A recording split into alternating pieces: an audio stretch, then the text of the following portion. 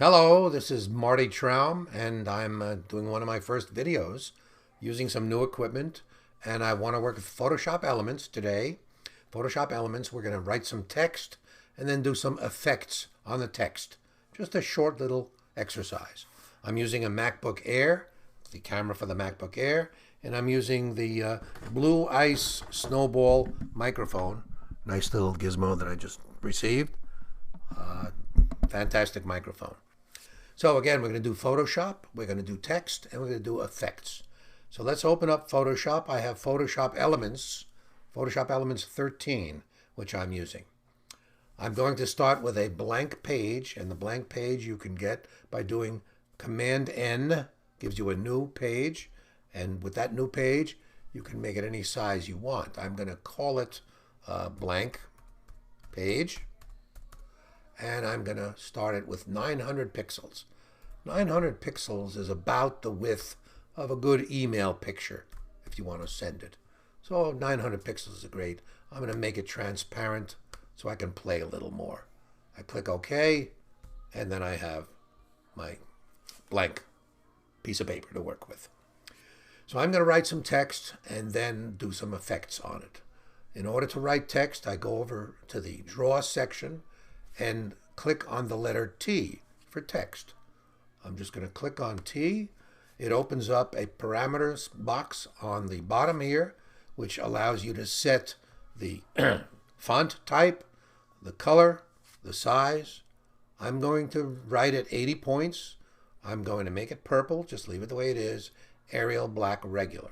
I click in the document where I want the print to be, and I'll write the word Photoshop.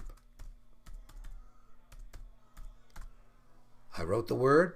I now have the opportunity to check it and say that's okay, I accept it, or I can reject it. I'm going to check it, looks good, and now it creates a bounding box around the word Photoshop.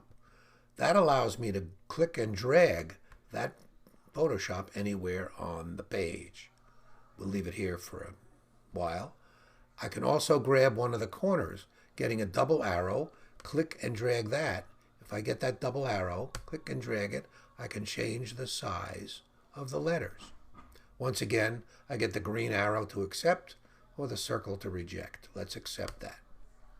So now I have my text. If I click in the free space anywhere, the bounding box disappears. But I need to keep the bounding box if I want to act on that particular text.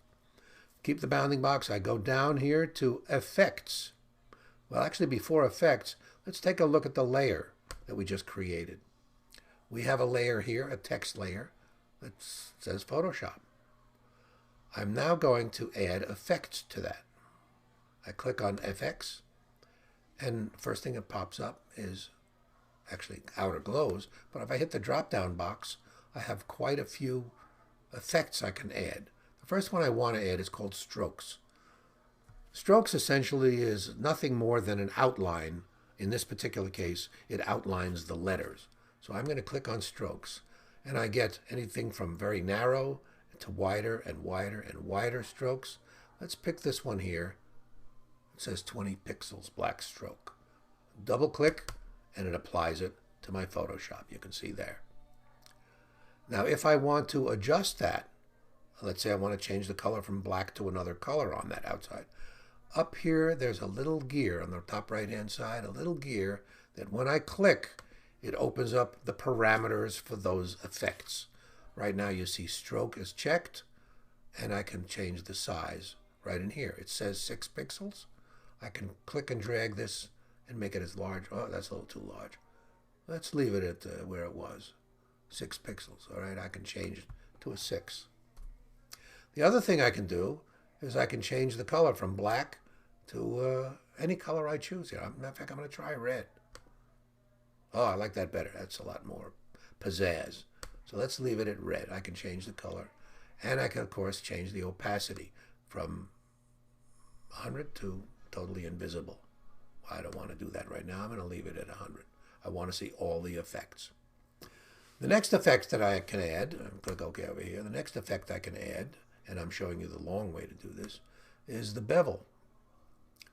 I go to the bevel, and it gives me a number of choices. I like this choice right here, which gives it a nice little rounded edge. Again, it's highlighted. I double click on the bevel, and you notice the letters now have turned a little bit rounder. If I go to the wheel again and open it up, I can see bevel is now checked, and here's the size. If it's 5 pixels. If I grab that ball and move it, watch the letters. See, the size changes. I want to get it to where it looks round enough to say, oh yeah, that looks good. Nice and round. It's got a bevel to it. Looks great. That's okay. Next thing I want to add to it is a drop shadow. I click the drop down box, look for drop shadow. There it is. I have a number of choices here. You can see that the shadow differs from choice to choice. I'm going to pick this one because it's a simple shadow. It's not too far from the object. Double click on it, and it's on the object. Can't see it just yet. Let's get the wheel and look at the drop shadow. And just to show you that it's there, I'm going to change the distance to move it further away. You see, there it is. I'm moving it back. I'm going to move it just so you can see the shadow, make it a little three-dimensional. And I need a little blurrier. So I'm going to change the size, make it a little bit bigger. Makes it blurrier. See, if I take it too far out, it completely washes out. So make it a little blurry. There it is. Great. Okay, now, in order to make it really stand out, I need a color behind that. And I think, I don't know, yellow would be an interesting color behind blue and red.